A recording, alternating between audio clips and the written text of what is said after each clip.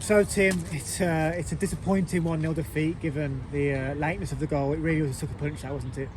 Yeah, it's a slap. There's no doubt about that. Listen, from a set play as well, naive defending around the box a little bit, got caught out on this side that we're standing at, and again not marking in the box.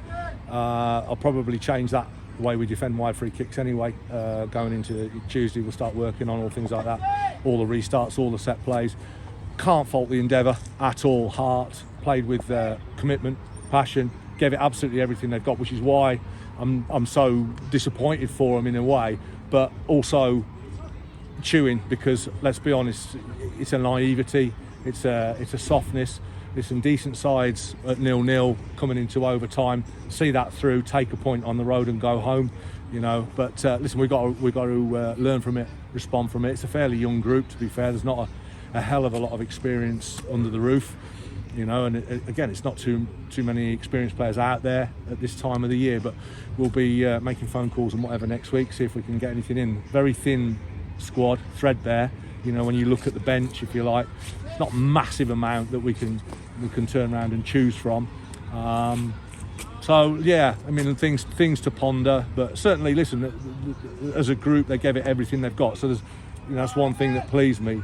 Do we need to improve our quality? Yes. Do we need to improve our end product, and certainly quality in the final third and creation of the chances?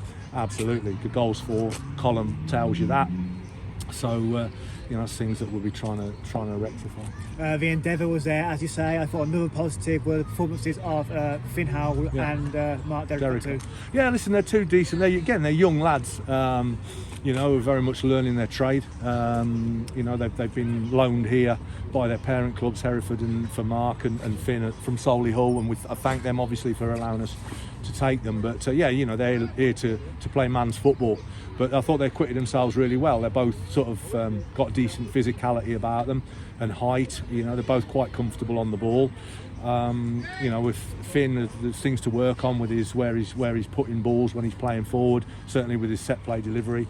I said to him at half time, I need it to come in a bit more like a tracer bullet than a loop. But both good honest sorts, and I thought that you're quite right. I thought they did well today. Obviously, you watched from the stands today, and you mentioned what you will go over in training. But if you could just summarise, if we're training on Tuesday and Thursday, what is it that we need to work on?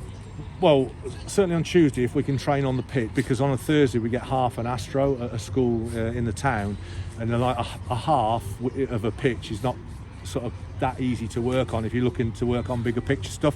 So if we can get on the pitch, weather permitting, on Tuesday, I'll be certainly looking at some attacking patterns, some attacking movement, attacking runs, some final third quality and deliveries.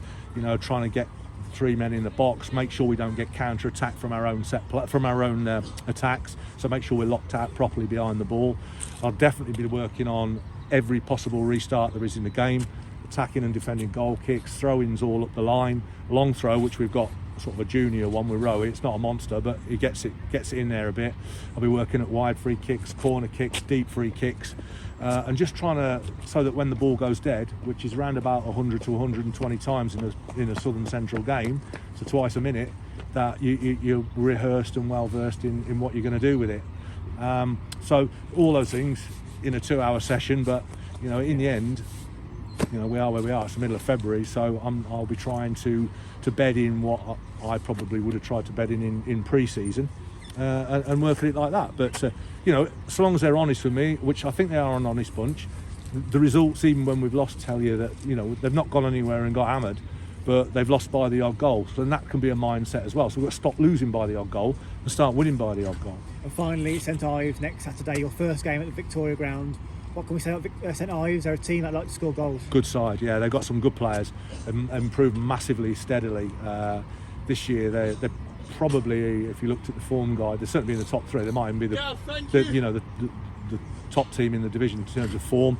Like you say, score heavily. They've put a lot of teams recently to the sword. Came here and won 5-0 2 weeks ago, beating Hales Owen 4. They've got some good players, so it's going to be a real tough game. But listen, as I say, we've been in every game, most games this season really, and found ourselves at times on the wrong end of the odd goal. We've got to try and find a way in the next 11 games now, trying to flip that on its head and get ourselves 1-0 winners. But I'll just keep chipping away at it. That's the best that I can do. Cheers, Tim. Thank Top you. man, no worries.